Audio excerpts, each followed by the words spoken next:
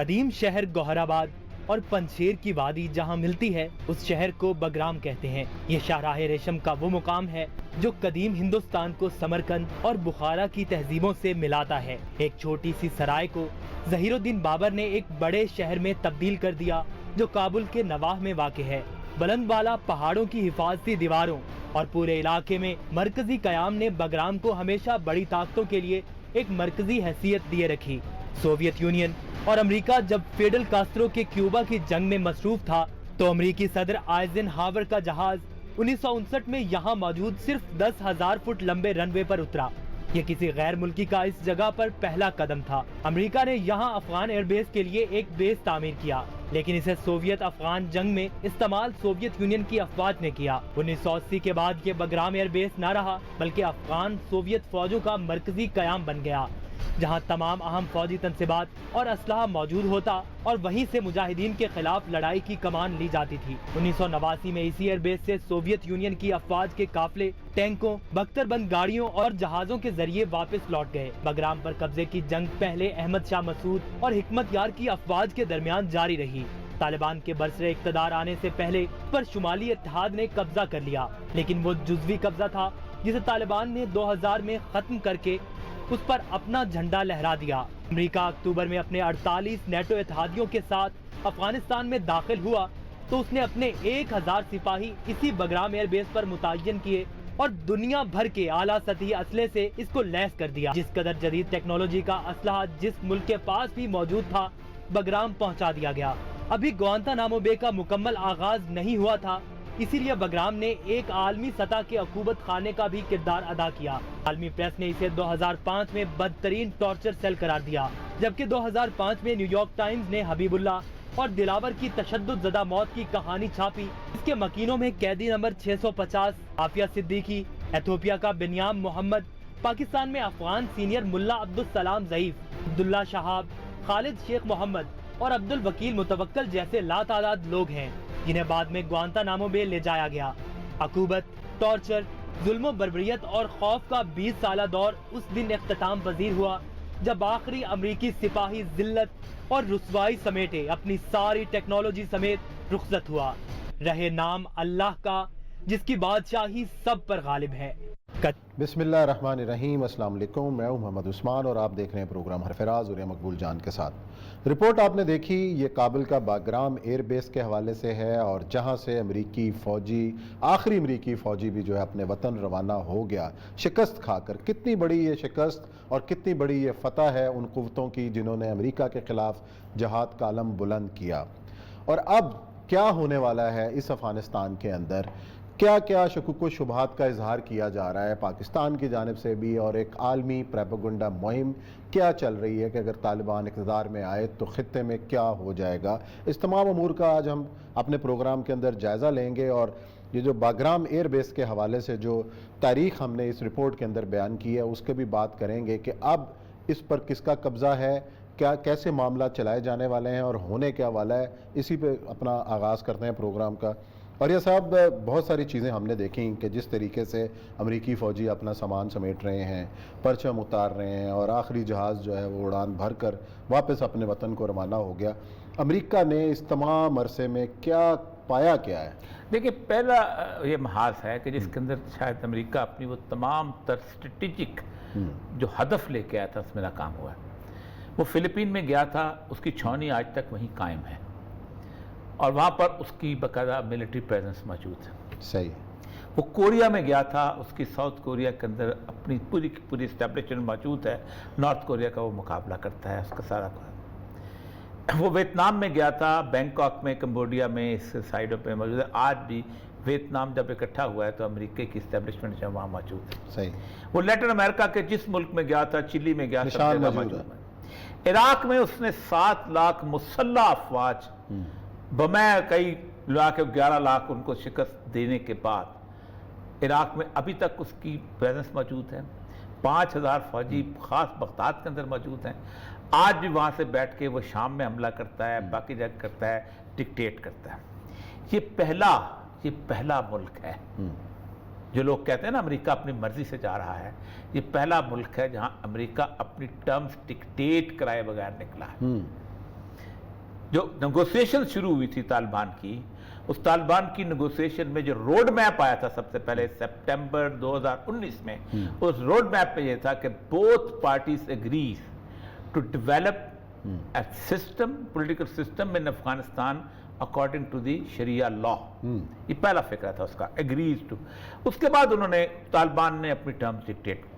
हमेशा ये हुआ है कि जब भी उसने एग्रीमेंट किया है अपनी बनाई हुई एस्टैब्लिश्ड इंतजामिया के साथ किया है, उसको साथ लेके, क्या वो जलाल तालिबानी था या कोई था या पॉटपोंग वाली गवर्नमेंट थी, उसकी गवर्नमेंट थी, पॉल पॉट की गवर्नमेंट थी, इस तरह या पिनोशे था, जो वाहिद था कि उसने अपनी बनाई हुई हुकूमत के, अशरफ गनी था या कोई और था या उसको कान से पकड़ के बाहर निकाला और तालिबान के साथ नेगोशिएट किया। अमेरिका का इस वक्त इकोनॉमिक इंटरेस्ट भी वहां पर कोई नहीं रह गया। उसकी एक बुनियादी वजह यह है कि अमेरिकन फर्म्स जो थी वो चाइना के थ्रू वहां पर आती थी, क्योंकि समझते थे कि हमें हदफ हो जाएगा। दूसरा बड़ा अमेरिका के साथ जो कुव्वत वहां पर आई थी, जिससे मैक्सिमम वहां पर ज्यादा, वो भारत।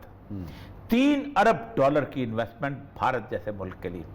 रोडें बनाई उसने, इंफ्रास्ट्रक्चर बनाया उसने, पुलिस को ट्रेनिंग दी उसने, फौज को ट्रेनिंग दी उसने, सब। इस वक्त रेगुलरली इंडिया के जो प्लेन हैं वो इंडियन जो लोगों को लेके निकल रहे हैं और दुनिया तस्वीरें दिखा रही है, क्योंकि पाकिस्तान का रास्ता नहीं है, और लंबा रूट लेके नीचे से होते हुए, बॉम्बे से होते हुए वो इंडिया पहुंच रहे हैं। तीसरा मुल्क जो था वो पड़ोसी ताजिकिस्तान, ईरान और ये लोग थे, उनके साथ भी अब उन्होंने किसी न किसी हद तक उसको ठीक करने की कोशिश की। पाकिस्तान के बारे में एक बहुत सारे लोग आजकल एक खास कैफियत में गुफ्तगू कर रहे हैं। पाकिस्तान से कुछ सहाफ़ी भी वहां पहुंचे हुए हैं। ये वो सहाफ़ी हैं जो काबुल शहर दिखा रहे हैं आपको। अच्छा, ये वो मुजाहरे हो रहे हैं। यहां काबुल शहर वो है कि जिसमें 2001 के अंदर पूरी दुनिया से वो अफगान भगोड़े ला के वहां आबाद किए गए थे जो 1980 में भागे थे रूस आने वक्त में। ये वो लोग थे जो आपको अफगानी मिलते थे जर्मनी में, ये वो अफगानी मिलते थे आपको इंग्लैंड में, ये अमेरिका के शहरों में मिलते थे, जो उन्हीं के रंग डंग में रंगे हुए और सब कुछ, हर चीज जिस तरह के भी थे वो थे। और वो वहां उन्होंने रेस्टोरेंट भी खोले हुए थे, सब कुछ भी किए हुए थे, और जहाज की तंजीम जैसे वो चलते थे उसमें। हमारे पाकिस्तानी भी वहां काफी वहां गए हुए थे। इन लोगों ने जब वहां पर आए, इन्होंने वहां आके फिर इनके साथ एनजीओज के साथ आना शुरू किया। कोई ऑक्सफैम के साथ आ गया, कोई हैंडीकैप इंटरनेशनल के साथ आ गया, कोई यूएनएचसीआर की मुलाजमत में आ गया, क्योंकि उन्हें बंदे चाहिए थे। ये एक ऐसा तबका बन चुका है कि जो अफगानिस्तान के अंदर उस काबुल शहर में आबाद होता है।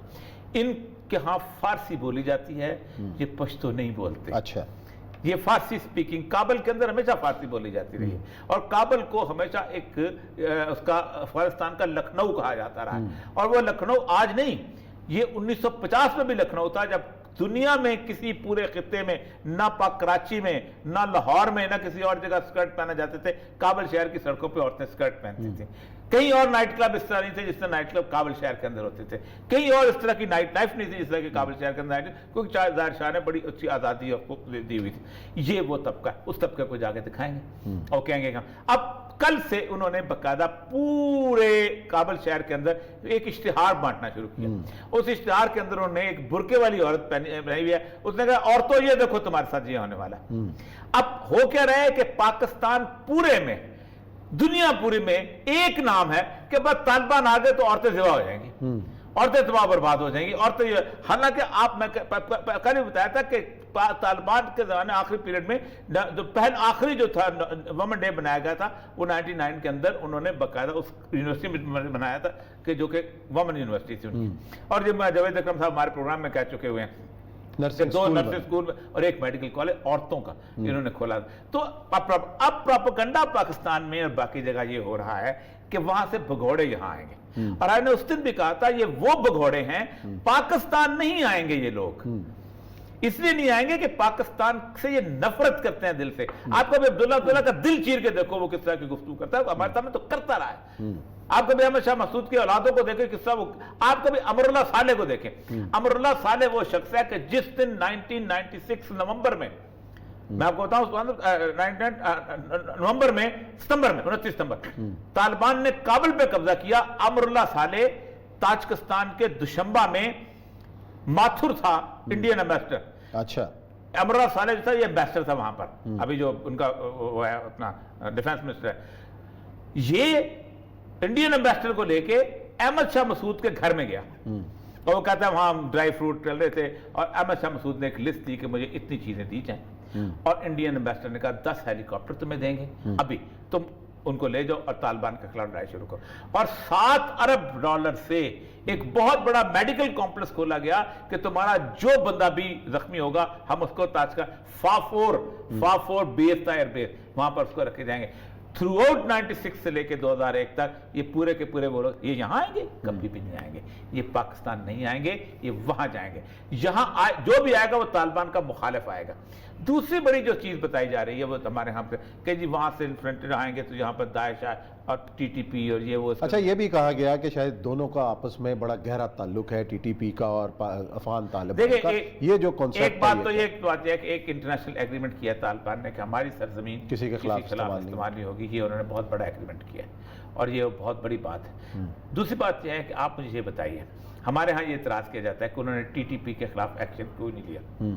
आप मुझे बताइए, टीटीपी को जो पालते थे अशरफ गनी को यहाँ सलूट कौन करता था इस्लामाबाद में? अहमद करज़ई को खाने कौन खिलाता था इस्लामाबाद में? उनको प्रोटोकॉल कौन देता था? जिन्होंने 10 इंडियन सफारत खाने खोले हुए थे कौन था? जरदारी नहीं था? नवाज शरीफ नहीं था? पाकिस्तान की एस्टैब्लिशमेंट नहीं थी? यानी इल्जाम तालिबान पे लगा रहे हैं कि जिनका कोई से ही नहीं। वो कहते ये थे कि भाई हम जंग लड़ रहे हैं, हम दूसरा मार्ग कैसे खोल सकते हैं आप?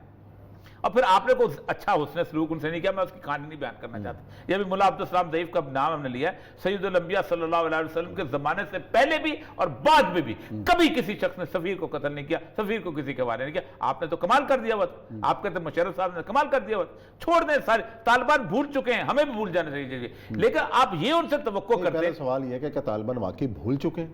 नहीं, वो हाँ भूल चुके हैं, वाकई भूल चुके हैं। इसकी क्या उसकी वजह वो एक मुल्ला उमर की एक वसीयत सुनाते हैं और उस वसीयत को असलम बेग साहब ने एक अपने वीडियो में एंडोर्स किया कि मेरे पास जब मैं आए थे तालिबान तो मैंने उन्हें कहा था आप जमहूरियत शुरू करें, तो उन्होंने कहा था नहीं, हमें मुल्ला उमर ने 3 वसीयतें की थी। एक वसीयत ये की थी कि जब तक अमरीकी कोई गैर मुल्की बूट हमारी सरजमीन पे आप लड़ेंगे। दूसरी वसीयत ये की थी कि हम जहाद से ही इसको हासिल करेंगे, हमें कोई और रास्ता आता नहीं। तीसरी उसने कहा था देखो पाकिस्तान से कभी ना बिगाड़ना, पाकिस्तान का वजूद और हम दोनों हमारी एक लाज़म वल्दूम है, उनके बगैर हमारी हैसियत खत्म हो जाएगी। इस वसीयत पे हम कुछ भी करें वो अच्छा, उसके चले अब इस बात पे आते हैं कि ये जो वसीयत आपने सुनी, ये खौफ है कि पाकिस्तान के अंदर अगर अफगानिस्तान के अंदर तालिबान इक़्तिदार में आ गए और इस्लामी कवानीन का दोबारा निफाज हो गया तो ये खित्ता भी उनके असरात के ज़ेरे साया। असल खौफ ये है, असल खौफ ये है। मैं आपको 2 चीज़ बताता हूँ। जिस वक्त तालिबान पहली दफ़ा आए थे 1996 के अंदर, मैं आपको एक बताऊं, रबात से लेके और ऊपर आखिर तक जलालाबाद के कोने तक हमारे जो पख्तिया और गजनी और हेलमंद इस इलाके के इर्द गिर्द जो लोग थे ना, ये लोग अपने फैसले तालिबान के पास जाना शुरू हो गए। मैं आपको मैं जब कोयटा में बैठा हुआ था, जाम मोहम्मद दश्ती डिप्टी कमिश्नर था, उसके पास 2 लोग आए। उन्होंने कहा देखें हमारे 4 लोगों ने हमारे इतने करोड़ अफगानी देने थे और एक मोटरसाइकिल था, हमने 4 पकड़ के दिए, 2 को एसएचओ ने पैसे लेके छोड़ दिए और 2 को जज ने जमानत कर दी। वो 2 लोग भाग के अफगानिस्तान चले गए। हम वहां पीछे गए, उन्होंने हमारा फैसला कर दिया और उन्होंने मोटरसाइकिल वापस कर दिया, आधे पैसे वापस कर दिए। ये आधे वाले जो हैं इनको दो, हम तालिबान के पास जाके इंसाफ कराते हैं। ये लेवल आ गया हुआ था। और बहुत सारे जिरगे होते थे। मैं एक और बात बताऊं, पाकिस्तान के अंदर एक बहुत 2 चीजें हो रही हैं पूरी दुनिया। जब तालिबान की हुकूमत बनेगी, पूरी दुनिया की इस्लामी तहरीकों में एक तस्वर आएगा कि इस्लाम को नफाज का एक और मॉडल भी है। जरूरी नहीं कि जमहूरियत के तहत इस्लाम नाफिज किया जाए। ये जो सवाल है ना, ये हमेशा के लिए खामोश हो जाएगा कि जमहूरियत के अलावा कैसे इस्लाम नाफिज किया जाए।